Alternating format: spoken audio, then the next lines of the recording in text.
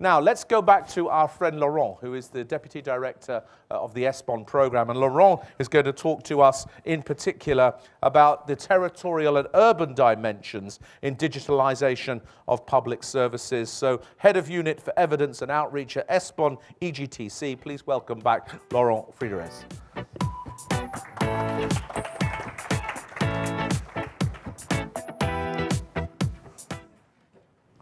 Seems like you're getting lucky. I'm getting lucky? Yes, that was the song that introduced you then. So, very good. But Yeah. the clock has started. Okay, so there we go. So good morning again. Digital tools and solutions are transforming public services and the way governments serve the needs of their citizens. And some cities have already started adopting new solutions and transforming their processes, but there are still many challenges ahead. There's a large hole outside, on the pavement outside my house. I've been walking past this for quite a while, and a few weeks ago I decided to take action. So my city, like so many cities, is going digital, so they now have an app. This app allows you to track buses, to track parking spaces, to see what events are on. And it also has a particular feature that allows you to report particular incidents or issues in the infrastructure.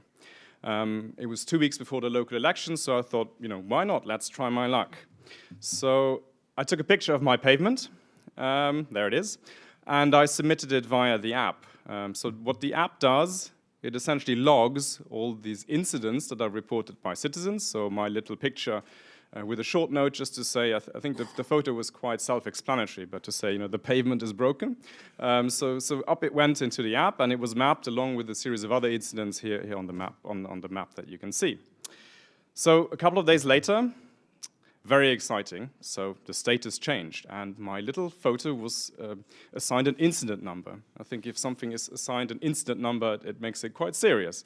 So the status of this issue was confirmed, so you see a little orange thing there. And then not much happened. The elections came and went, my pavement was still broken. But then last week, what happened?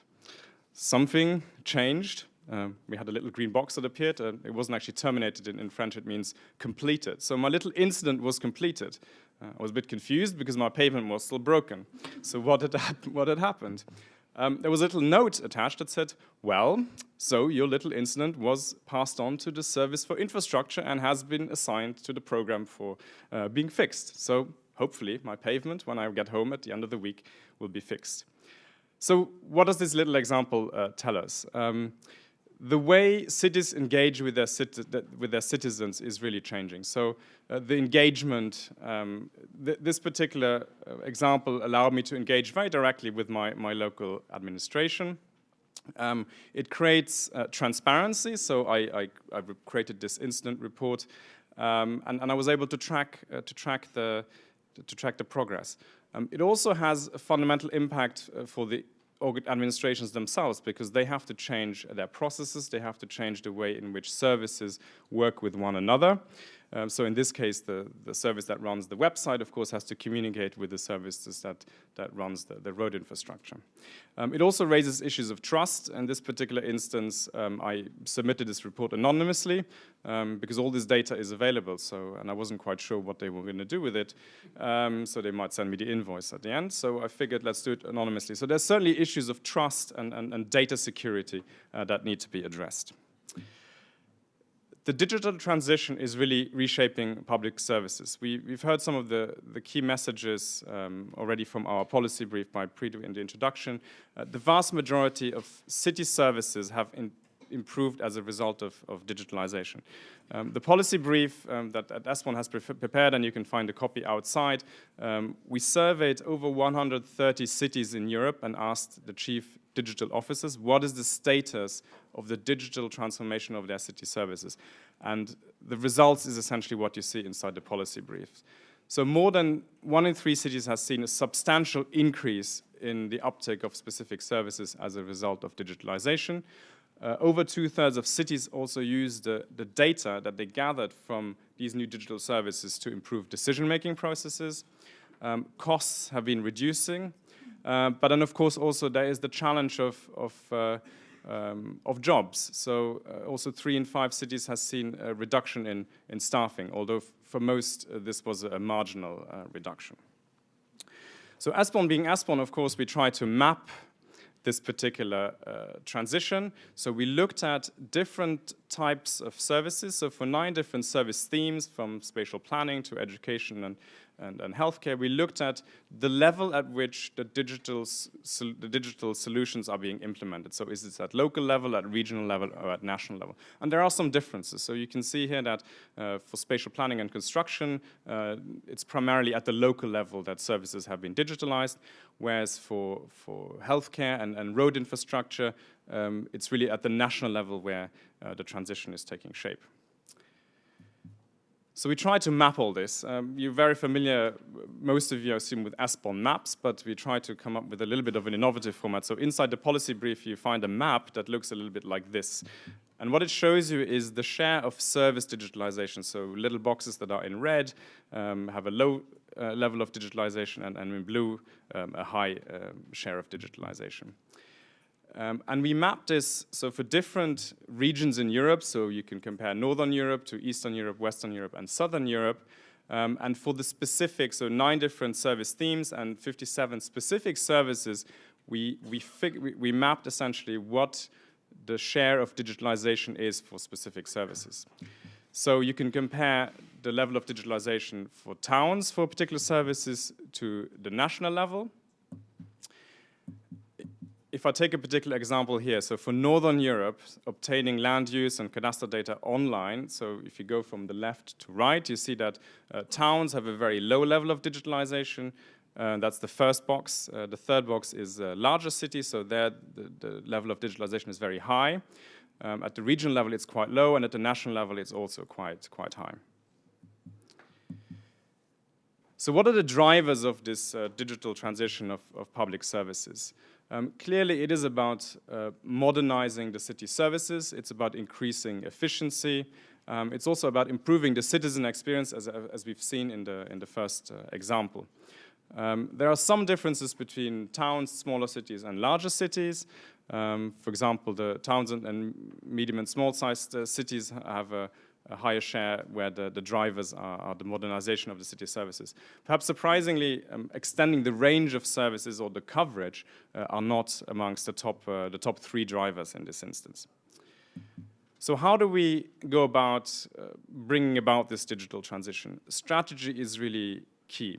So we asked the cities whether they have a digital strategy in place. And here we can see that there's still quite a lot to be done. So in gray are the cities that have not yet adopted a digital strategy, and in dark purple you see the ones that have implemented. So the level of implementation of digital strategies is still quite low. And generally, smaller towns and cities are lagging behind in terms of the adoption of the digital strategy, but also, of course, in the implementation.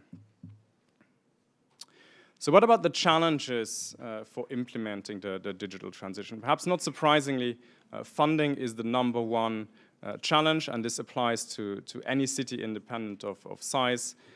But there are also other challenges where there are some differences between cities of different sizes.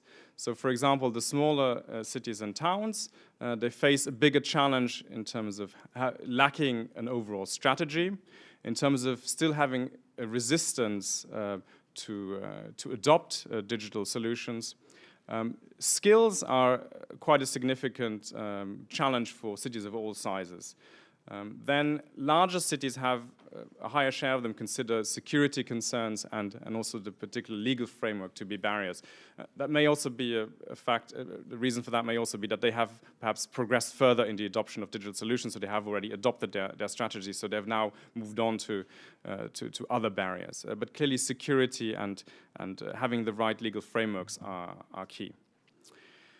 The way to deliver this new digital solutions clearly involves collaboration. So these are engaging with other peers, with other cities in Europe, in understanding which services they have digitalized, what are some of the best practices, but then also developing partnerships, collaborations with the private sector. So also the solution providers who end up delivering some of these solutions. And what's come out from the study is that the level of engagement in these collaboration networks, in partnerships, has a direct impact on the improvement to city digital services. And towns and smaller cities are really lagging behind in terms of developing their collaborations and in terms of engaging in these public-private partnerships. So there's really more to be done in that area. So what is the impact?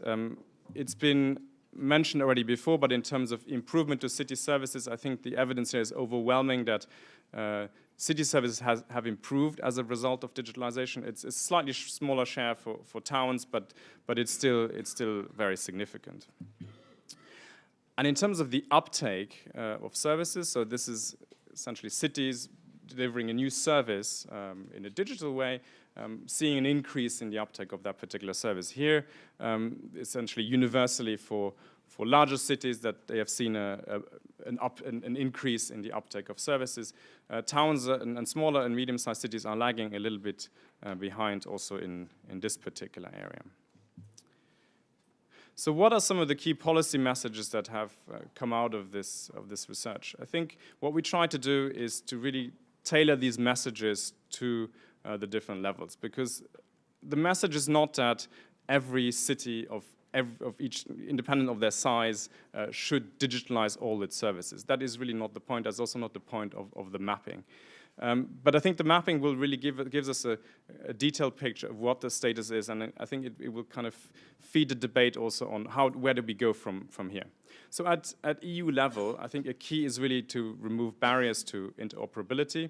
I think this is really to drive the adoption of new digital services. I think creating a European platform for cities to share their data and services will also allow for a wider range of services to be delivered. And then we need supportive legal frameworks for digital solutions in many areas, but particularly in healthcare and social welfare services where privacy and security are major concerns. And there really more action is needed at EU level. There's a number of initiatives that are of course ongoing, but that is one of the key areas for action at EU level.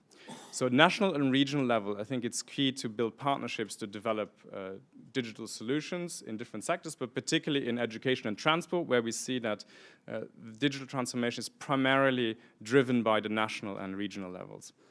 Also, we've seen towns and smaller cities are lagging behind, so I think it's essential to support the digital transition of towns and smaller cities. So not every small town is able to digitalize its services, so it's key to also provide the necessary support to ensure that no town or city is left behind. Medium-sized and larger cities should invest in ICT infrastructure for local digital services. So even if you talk about the cloud, I think there's still an infrastructure behind it, both in terms of data storage, but also in terms of the communication networks, in terms of the fast mobile internet. So the next generation IT infrastructure is absolutely essential to facilitate the digital transition of public services. Then also, new solutions have to be tested, have to be piloted. So I think there's really an opportunity for medium-sized and larger cities to open up for the development, testing, and rollout of these new types of solutions. So there could be new mobility solutions, there could be new solutions in planning as well. So there's really an opportunity to build these public-private partnerships that allow the demonstration, the large-scale demonstration, and the piloting of new digital solutions. Then finally, for towns and smaller cities, some are still lagging behind in adopting a digital strategy, so it's absolutely key that cities do put this on their agenda and adopt a digital strategy. The key to the success of the implementation of the strategy is the appointment of a digital leader. So typically, digital transformation is a horizontal exercise. It affects different services, and there's a need for leadership in order to drive that transformation through local government in particular. And then really map and prioritize the service to be digitalized at local level. So the message is really not that perhaps you have a low level of digitalization in a particular area that you should speed up there, but it's really identify those services where which should be served as a priority at the local level. For example, smaller towns may not need a sophisticated parking monitoring system or a mobility solution, but they may want to invest in solutions that drive citizen participation and engagement. And then really engage in collaborations and peer learning to find out more about best practices, and also to essentially develop the skills. I think the skills are really one of the key challenges that we face in Europe that allows public institutions to adopt those solutions. So those were the key messages. I would really invite you to take a look at the policy brief. There are copies outside, and of course, for the audience at home, it's also available online. I've given you a bit of an overview of some of the main messages, but of course, the interesting bits are sometimes in the details. So please take a look at the policy brief, and we look forward to discussing the various topics and the questions that were raised during this first panel, and then also in the policy labs later on this morning. Thank you. Great. Laurent, thank you very much.